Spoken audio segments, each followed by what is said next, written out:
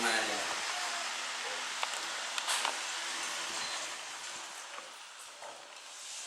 Y vamos a poder compartir, en la segunda hora vamos a tener gran parte de lo que vamos a hablar, va a ser con respecto al viaje a la selva.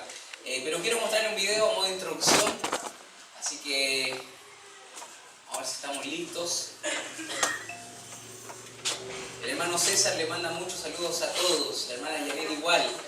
La Joyce, que la vieron así, está así la Joyce. Larga, flaca, porfiada. No, está bien simpática la Joyce. Ahí pudimos estar compartiendo con ella. Mientras aparece la imagen, vamos a ver nuestra Biblia en 1 Corintios 4.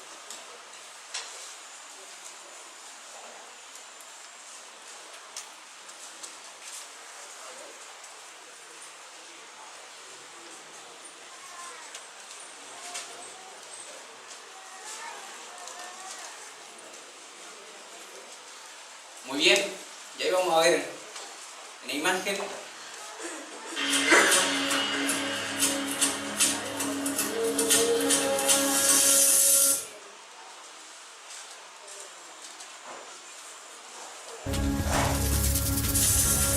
el viaje de Santiago a Lima.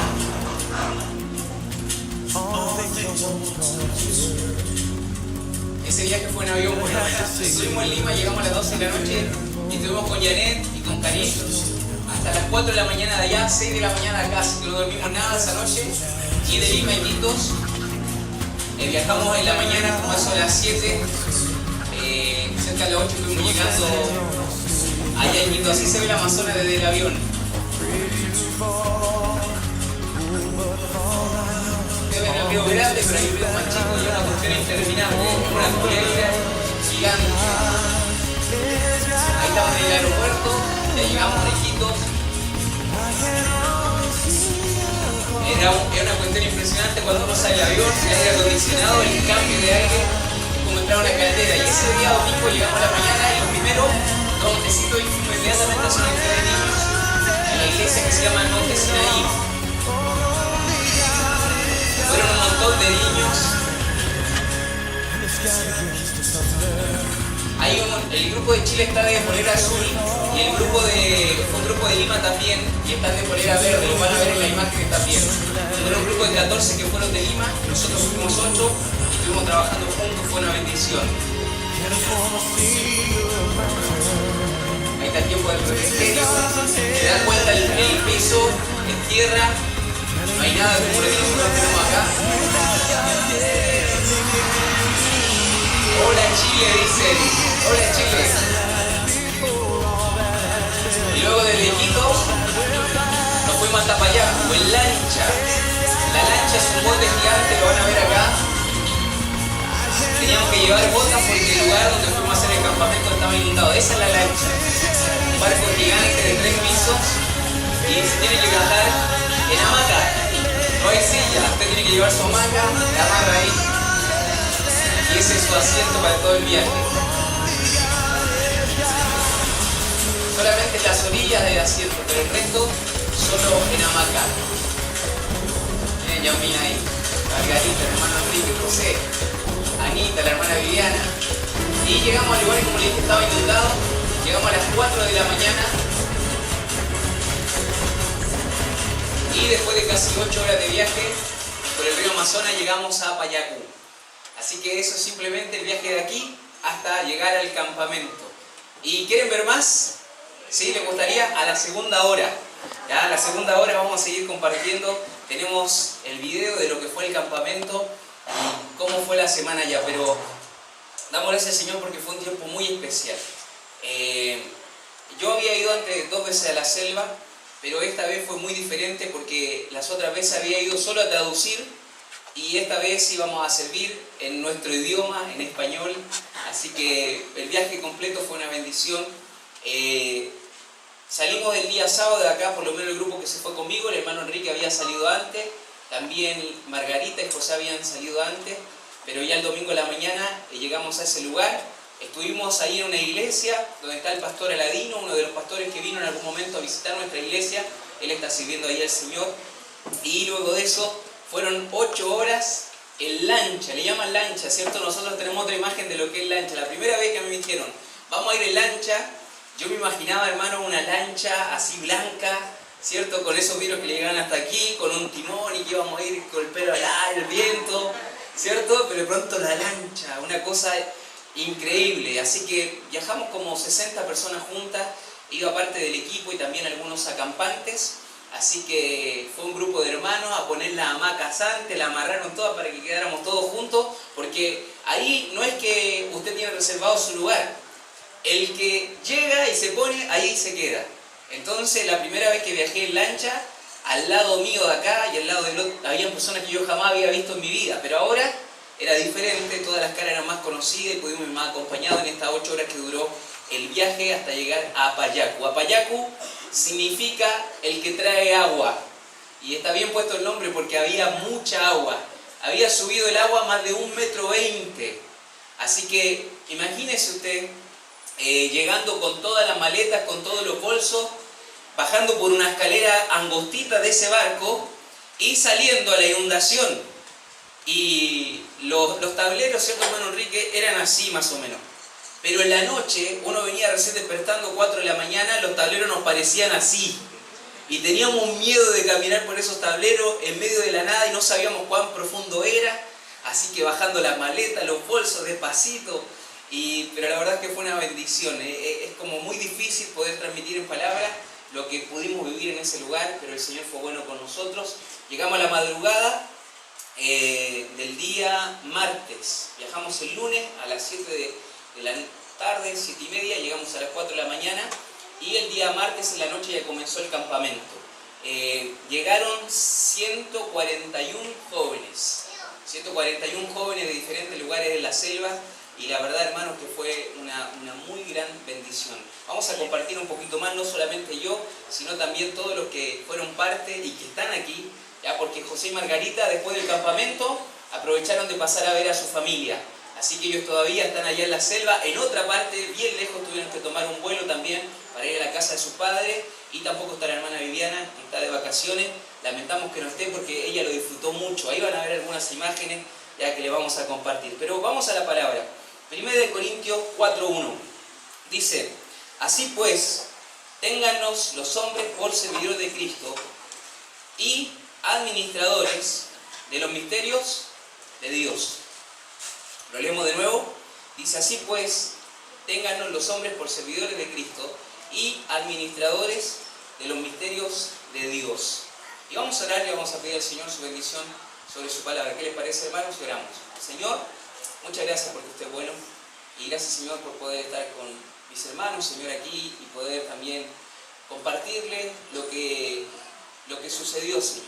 Gracias por las oraciones de ellos. No solamente gracias por los que oraron, sino también hubieron algunos que fueron más allá, de acuerdo a sus posibilidades, Señor, y ofrendaron para poder llevar cosas, Señor, para los niños, Señor, para poder tener para el grupo, para cualquier necesidad que existiera. Y gracias, Señor, por su vida. Y ruego para que todo lo que se pueda compartir en esta noche, ya sea ahora en la primera parte, tanto como la segunda, pueda ser primero para llevarle gloria a usted, pero también de ánimo, Señor, para nosotros, de saber de que usted está haciendo su obra, de que muchos de los que están aquí fueron parte de una u otra manera, y Señor, también para desafiarnos a seguir siguiendo involucrados en su obra, Señor, que aprovechemos nuestra vida para hacer su voluntad. Bendiga este tiempo con su palabra, se lo pedimos en el nombre de Jesús. Amén. Muy bien. Saben que, hermanos, este versículo, hay varios versículos que cuando era más chico me los aprendí en palabra de vida, en el campamento cuando éramos equipantes. Me acuerdo que en las áreas nos hacían memorizar versículos, y a veces también en la cabaña nos hacían memorizar versículos. Así que me acuerdo que había un encargado de cabaña que le decíamos el tigre, y el tigre nos hizo memorizar este versículo. 1 Corintios 4:1. Así pues, tengan los hombres por servidores de Cristo y administradores de los misterios de Dios. Ahora, fíjese cómo Pablo está escribiendo a los hermanos allí en Corinto y dice: hermanos, ¿saben qué? Les quiero decir algo. La gente debería tenernos a nosotros, debería ver nuestra vida y considerarnos como servidores ¿de quién? De Cristo. Es decir, eso es lo que la gente debería ver en nosotros. Eso es lo que la gente debería pensar de la vida de un creyente. Alguien que le sirve a Cristo. Decimos, ¿cierto?, que Cristo es el Señor. Y si decimos que Él es el Señor, estamos diciendo que Él es el que manda. Él es el amo. Él es el que da las órdenes. Si Él es el amo, ¿qué seríamos nosotros? Sus siervos, ¿cierto? Servidores. Y el servidor, ¿qué es lo que hace? Obedece, ¿cierto? El servidor muy pocas veces opina. Solamente tiene que hacer lo que su amo le dice. Y cuando hay un siervo que hace lo que su amo le dice, la Biblia dice que ese siervo va a tener honra. Dice, el que mira por los intereses de su Señor tendrá honra. Ahora, es muy importante entender esto. Y cuando estábamos en el viaje misionero allá en la selva, estábamos a 8 horas de ida por el río Amazonas desde la ciudad de Iquitos, pero a 12 horas de vuelta. ¿Por qué eran 4 horas más? Porque cuando íbamos de ida, íbamos a favor de la corriente, pero luego veníamos en contra. Imagínense la fuerza de la corriente que sumó 4 horas más de viaje. Y sabe que estábamos en ese lugar. Iquitos no es un lugar turístico. Perdón, Apayaco no es un lugar turístico. Es un lugar que de pronto el barco llega y tiene que hacer una curva hacia la izquierda, y ahí hay un brazo del río Amazonas y llega a ese lugar. Y la lancha pasa cada ciertos días, no es algo que pase muy seguido, a cada hora. Y de pronto estábamos en ese lugar. ¿Sabe qué hora era la primera reunión de jóvenes? Los equipantes que estuvieron en Palabra de Vida fueron de Acampanta. ¿A qué hora era la primera reunión en Palabra de Vida? A ver, la Krishna estuvo, el Agustín también. ¿A qué hora era? ¿Se acuerdan? A las 10. A las 10 tan tarde. ¿Y el desayuno a qué hora era? A las 8, ¿cierto? ¿Saben a qué hora era la primera ya? 6:30. Cuando yo vi el programa dije 6:30, no va a llegar ni el director de campamento. ¿Sabe que 6:30? En medio de la nada. Ya todo el pueblo estaba inundado. Para llegar a la iglesia había que irse por estos tableritos, ¿cierto? Caminando, 6:30 de la mañana, ya 6:40, se escuchaba la voz de todos los acampantes ahí cantando. ¿Sabe que era algo maravilloso? Estar ahí en medio de la nada, escuchando a estos jóvenes cantar. ¿Y sabe qué? Ver personas sirviendo al Señor. Le digo algo, nosotros fuimos a colaborar con algo que ya está sucediendo. No es que nosotros llegamos acá, somos los chilenos, somos los conquistadores del universo y venimos a hacer todo. No, no, no. Allá hay personas fieles al Señor que ya han trabajado por años en la vida de jóvenes y señoritas. Ahora, muchas de esas personas son personas muy sencillas. Y cuando yo veía la vida de esos siervos del Señor y esas mujeres que estaban sirviendo al Señor, y veía la vida del equipo de Lima y de lo que habíamos sido, ¿sabe qué? No había ningún erudito.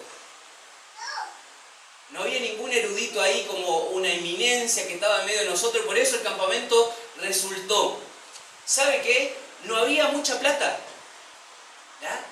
Es más, casi todos los días comimos pollo. ¿Sí o no? Casi todos los días comimos pollo. Y las hermanas habían criado gallinas, durante todo el año tenían un gallinero, y de pronto usted un día veía una gallina y al otro día ya no la veía. ¿Ya? Se sacrificaba por la obra, ¿cierto? Entonces, ¿sabe lo que no vi? Mucho dinero, no vi muchas cosas así como exuberantes, ¿sabe? Muchas cosas sencillas. Y pensaba en ese tiempo ahí en la selva, ¿a qué personas usa Dios? ¿A qué personas usa Dios? Porque muchas veces nosotros podemos tener un concepto de que Dios va a utilizar al que es así, así, así y así. Y muchas veces estamos equivocados porque la Biblia enseña ciertas cosas que vamos a ver en esta hora, pero cuando dice la Biblia, ténganlos los hombres por servidores de Cristo, es un desafío que le plantea a usted, a mí. Es un desafío directo a nosotros, no es un desafío grupal que aquí se presenta a la iglesia de San Ramón, o que se le presenta a la iglesia de San Bernardo, o se le está presentando solamente al país de Chile de manera como un conjunto, no, se le presenta al creyente. Y si usted es creyente, este desafío es para usted. Ahora, ¿a qué personas usa Dios? ¿Sabe que cuando nosotros pensamos en la persona que Dios usó, por ejemplo en Génesis, nos encontramos en Génesis capítulo 12 con un hombre llamado ¿Alguien sabe? Abraham. ¿Y cómo era Abraham? ¿Alguien se acuerda cómo era Abraham?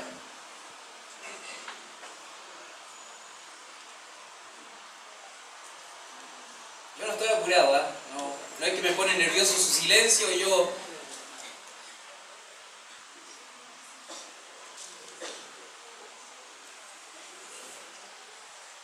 Lo voy a decir de nuevo. ¿Alguien se acuerda quién o cómo era Abraham?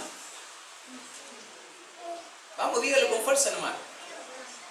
¿Ah? Era un anciano, ya muy bien, hermana. Una persona avanzada de edad, corrección, ¿cierto?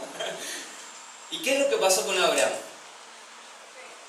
Vamos, estamos en la escuela dominical, se puede hablar. Los niños arriba contestan, entonces, escuela dominical. ¿Qué pasó? A ver, hermana, fuerte. Llegó a ser el padre de la fe. Ahora, ¿qué es lo que hacía Abraham para sustentarse? ¿Alguien se acuerda? ¿Alguien sabe? ¿Ah?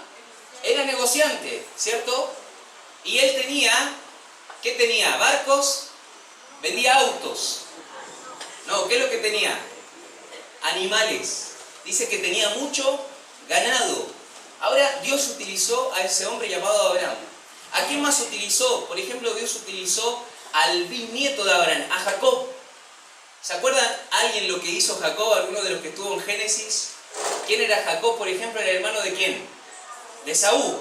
Y Jacob ya era una persona súper honesta, ¿cierto? Siempre dijo la verdad. No, era un mentiroso, era un engañador. Ahora, ¿Dios usó a Jacob? Sí, Dios usó a Jacob. Dios utilizó a Abraham. Por ejemplo, nos vamos al libro de Josué. Aparece ahí una mujer. Dice que los espías van, entran al muro de la ciudad y una mujer ya les da asilo. Rahab. ¿Y qué es lo que era Rahab? Una prostituta. ¿Pero Dios utilizó a Rahab? Sí, cuando ella creyó en el Señor, Dios la usó. Si vamos avanzando, por ejemplo, llegamos al Nuevo Testamento y nos encontramos con un pescador que tenía mucha energía, que generalmente metía la pata. ¿Quién era? Pedro. Y Pedro era un hombre que quería llevarse todo el mundo por delante, pero Dios lo usó. Sí. Después tenemos a Jacobo y Juan, los hijos del trueno. Dice que un día iban a una ciudad y las personas no quisieron recibir a Jesús y le dijeron: Señor, ¿quieres que mandemos que descienda fuego del cielo y los consuma, así como lo hizo Elías? Y el Señor le dijo: no, ¿cómo se le ocurre? Yo no vine a perder las almas, vine a salvarlas. Ahora, cada persona que estamos mencionando es diferente. Pero Dios las usó a cada una de ellas. Por ejemplo, pensamos a una señorita virgen llamada María, que Dios la usó. Mencionamos recién a una prostituta. Ahora mencionamos a una muchacha virgen. Mencionamos a un general de un ejército como Josué. Mencionamos a un pastor de ovejas como David. ¿Sabe? Todas personas distintas, ninguna igual entre ellas. Pero sabe que estas personas tienen características que uno observa la vida de estas personas, su carácter puede ser diferente, su personalidad puede ser diferente, su nacionalidad puede ser diferente, su clase social puede ser diferente, su idioma puede ser diferente, pero si uno empieza a examinar, a todas estas personas tienen varias cosas en común. Y sabe que vamos a ver que Dios usa a ciertas personas. Vamos a ver algunas características. En primer lugar, Dios utiliza a las personas que han decidido confiar en la palabra de Dios. ¿Sí? ¿Quiere que Dios le use? Sabe que Dios usa a los que deciden confiar en la palabra de Dios. No conozco a nadie hasta el momento que pueda ser usado por el Señor sin confiar en la Biblia. Y sabe que si usted, querido hermano, querida hermana, quiere ser utilizado por el Señor, tiene que decidir en algún momento de su vida confiar en la Biblia. Usted dirá: pero pastor, yo sé que la Biblia es la palabra de Dios. Sí, puede saberlo, pero puede ser la palabra de Dios, pero para la vida de otro, no para la vida suya. Y a lo mejor es otro libro más que usted guarda ahí, junto con las aventuras de Tom Sawyer, ¿cierto? Y lo lee de vez en cuando, y sabe que la Biblia no es para eso. Dios no utiliza a las personas que tienen la Biblia como un amuleto, que cuando les va mal, ay, ¿se acuerdan del Salmo 91? Que cuando tienen sufrimiento, Jehová mi pastor. No, Dios no usa a esas personas. Es cierto que Dios socorre porque es misericordioso, pero Dios usa a los que un día han decidido confiar en la palabra de Dios. Dios lo dice, se hace. En segundo lugar, sabe que Dios utiliza también a los que descansan. Descansan en la persona de Dios. Son personas que caminan livianamente por la vida. Hoy día a la mañana hablaba de la preocupación. Y la Biblia dice en Filipenses 4:6, por nada estéis afanosos. O sea, no debo estar preocupado por nada. En el libro de Mateo, capítulo 6, dice que preocuparse es una actitud mundana. ¿Ya? Pero ¿cuántos de los que estamos aquí, por ejemplo, esta semana se preocupó por algo? Es más, quizás ahora está aquí y está preocupado por lo que va a pasar después de la reunión, por lo que va a hacer mañana. ¿Sabe? Dios utiliza a los que descansan en su persona. Le conocen tanto al Señor, conocen tanto como Dios que descansan. Son personas que parece que las situaciones no le afectan como le afectan a los demás. No significa que no sufren, no significa que en algún momento no tienen temor, no significa que no tienen lucha, no. Pero son personas que han aprendido a descansar en la persona de Dios. Dicen, Dios sabe, Dios conoce, Dios controla. En tercer lugar, estas personas están disponibles para el plan de Dios. ¿Ok? En primer lugar, son personas que han decidido confiar en la palabra de Dios. Son personas que descansan en lo que conocen de la persona de Dios. En tercer lugar, están disponibles para el plan de Dios. Le hago una pregunta. ¿Está usted disponible para el plan de Dios? ¿Sí? Piénselo bien. ¿Está usted disponible para el plan de Dios? Miren, ¿qué pasa, por ejemplo? Aquí está este joven llamado Carlos. ¿La silla donde está Carlos está disponible? No. ¿Quién la está ocupando? Carlos. ¿Yo me puedo sentar ahí? No, ¿cierto? Porque no está disponible. Pero la silla que está al lado de él, al lado izquierdo, ¿está disponible? Sí. ¿Yo me podría sentar ahí? Sí. Está disponible esa silla para que yo la pueda usar. ¿Sabe? Mire, pensemos ya en nuestra vida. ¿Estamos disponibles para el plan de Dios? Sí, pero ¿Dios puede hacer lo que quiere en mi vida? No. ¿Estoy disponible para el plan de Dios? Sí, pero ¿Dios me manda a hacer algo y lo hago? No. ¿Sabe que estar disponible significa decir, Señor, el lugar es tuyo? Señor, mi vida ya es un instrumento que tú puedes usar. Yo aquí no pongo condiciones, Señor. Este lugar es tuyo. Pero muchas veces el Señor quiere hacer algo en nuestra vida. El Señor nos quiere usar y el lugar está lleno, está ocupado. Y el Señor quiere obrar, pero dice, no, está ocupado.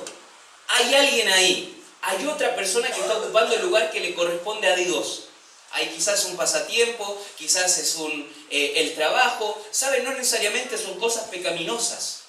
Pero Dios no puede utilizar a los que no están disponibles. Dios utiliza a los que están disponibles. En cuarto lugar, Dios utiliza a los que están dispuestos a confesar sus pecados a Dios. ¿Sabe que Dios no utiliza a los que piensan que nunca están mal? Dios utiliza a los que reconocen que están mal y lo confiesan cada día. ¿Está usted mal con el Señor y pretende estar bien? ¿Sabe que muchas veces estamos mal y pretendemos estar bien? Que nadie sepa que estamos mal, que nadie sepa que estamos en pecado, que nadie sepa que tenemos lucha. ¿Por qué? ¿Sabe que Dios no utiliza a esas personas? Porque la Biblia dice que el que encubre sus pecados no prosperará. Pero el que los confiesa, dice, y se aparta, alcanzará misericordia. Ahora, mire, hemos mencionado, si alguno anota por ahí, que en primer lugar Dios utiliza a los que deciden o han decidido confiar en la palabra de Dios. Es su guía, es su brújula. ¿Ya? Y hace lo que ella le dice. Dios utiliza a los que descansan en lo que conocen de la persona de Dios. Saben que Dios es fiel, descansan. Saben que Dios está con ellos, descansan. Dios sabe, Dios está ahí. En tercer lugar, Dios utiliza a los que están disponibles para el plan de Dios. Señor, ¿quieres hacer algo en mi vida? Aquí hay lugar para ti. En cuarto lugar, Dios utiliza a los que están dispuestos a confesar sus pecados. David en el Salmo 32 y en el Salmo 51 hace una confesión directa de sus pecados y dice, Señor, contra ti he pecado. Mientras callé, dice el Salmo 32, se envejecieron mis huesos en mi gemir todo el día. Se volvió mi verdor, dice, como sequedades de verano. Y fíjese que hasta ahora no me he mencionado nada que tenga que ver con un seminario, nada que tenga que ver con un instituto bíblico, nada que tenga que ver con una educación, nada que tenga que ver con economía. Hemos estado hablando solo de cosas que tienen que ver con el corazón. Porque eso fue lo que le pasó a Samuel. Él dice que cuando fue a la casa de Isaí a ungir por rey, al que Dios le había dicho que ungiera, dice que cuando él vio a Eliab, dice, este sin duda es, dice, porque lo vio que era un hombre alto, que era musculoso, ¿cierto? Pero Dios le dice a Samuel, no, ese no es. No mires a la apariencia, dice, porque yo no soy así, yo miro el corazón. Y entonces, seguramente, después de verlo a todos, faltaba David, el más flaquito, y ese era. De pronto no es ni siquiera una cuestión de físico, hermano. No es ni siquiera una cuestión de que mi personalidad es avasalladora y todos me van a escuchar. No. Dios utiliza personas que están dispuestas a confesar sus pecados. Dios utiliza personas que dedican sus capacidades a propagar la palabra de Dios. ¿Saben hacer algo? ¿Saben pintar? Pintan el plan de salvación. ¿Saben escribir? Escriben una historia de Cristo. ¿Saben, pintar? Van a pintar la iglesia. ¿Saben cantar? Van a cantar canciones cristianas. ¿Saben contabilidad? La van a usar para administrar los recursos del Señor. ¿Saben electricidad? Van a poner una luz. Van a pensar en cómo utilizar sus capacidades para propagar la palabra de Dios. Y Dios siempre utiliza a esas personas. Pregunta, ¿estamos usando las capacidades que Dios nos dio para propagar la palabra de Dios? ¿Estamos utilizando lo que Dios nos dio para alcanzar a otras personas para Cristo? ¿Sabe que yo veía en la selva personas así? Personas que, si a lo mejor hiciéramos una prueba, un examen de gramática, de castellano, de historia, de conocimiento universal, yo pienso que le daríamos una cátedra a muchos de ellos. Pero ¿sabe por qué Dios les usa? Porque ellos están utilizando sus capacidades para propagar la palabra de Dios. Un hermano todos los días a las 5:30, a veces antes, 4:30, salía a pescar. Y llegaba a eso de la hora del almuerzo con su canastita ahí con peces y ellos decidieron esa semana no trabajar, iban a trabajar para el campamento. ¿Sabe? Él sabía pescar, no sabía predicar, no sabía cómo ser un consejero, pero dijo yo voy a pescar esta semana para el Señor y los peces que saque de ahí los voy a dar para la obra del Señor. Utilizó sus capacidades. Había otra hermana llamada Arodis a cargo de las mujeres de la cocina. Muchas veces pensamos, no, yo no voy a un viaje misionero porque yo no sé hacer esto, no sé hacer aquello. No, momento, ¿qué sabe hacer? Sé hacer esto. Úselo para el Señor. Y Dios utiliza a esa clase de personas. En sexto lugar, ¿sabe que Dios utiliza a los que se duelen cuando pecan? Dios utiliza a esas personas. Dios no utiliza a los perfectos. Es más, ni siquiera los puede salvar. ¿Se acuerdan lo que pasó cuando el Señor estaba comiendo con los publicanos y los pecadores? Los fariseos y los escribas decían, Jesús come con los publicanos y los pecadores, ¿qué le pasa? Si dice que es el Mesías, ¿cómo está con esas personas? Y dice que murmuraban contra Jesús. A propósito, normalmente los que murmuran están del otro lado. No están involucrados en la obra del Señor, no están ahí con los pecadores tratando de salvarlos, están del otro lado y como tienen tanto tiempo para mirar, pueden murmurar. Cierro paréntesis. Jesús estaba allí y sabe que Jesús estaba tratando de salvar a estas personas y cuando le critican, cuando murmuran, él dice lo siguiente, miren, los sanos no tienen necesidad de médico. No he venido a llamar justos, sino a pecadores al arrepentimiento. Y sabe que él decía, los que son justos, yo no le puedo dar mi justicia. Pero los que piensan que no tienen justicia, que son pecadores, yo a ellos les puedo dar mi justicia. Ahora ese principio es básico para la salvación. Ninguna persona que no se vea perdida, ninguna persona que no se vea condenada, que sin Cristo está condenada, al infierno puede ser salva. Ninguna. Y sabe que cuando esa persona llega a ser salva, no puede ser usado por el Señor si no se duele cuando peca, si no sufre cuando le falla al Señor. Miren, ¿sabe que una doctrina que es muy olvidada por los creyentes es la doctrina de la confesión de pecados? Miren, ¿qué pasa si yo tengo un tacho de basura y hoy día lo lleno hasta la mitad? Y mañana pasa la basura, pero yo no saco el tarro. 2 días más vuelve a pasar, el tacho ya está lleno y quizás tengo que sacar la bolsa y dejarla en otra parte.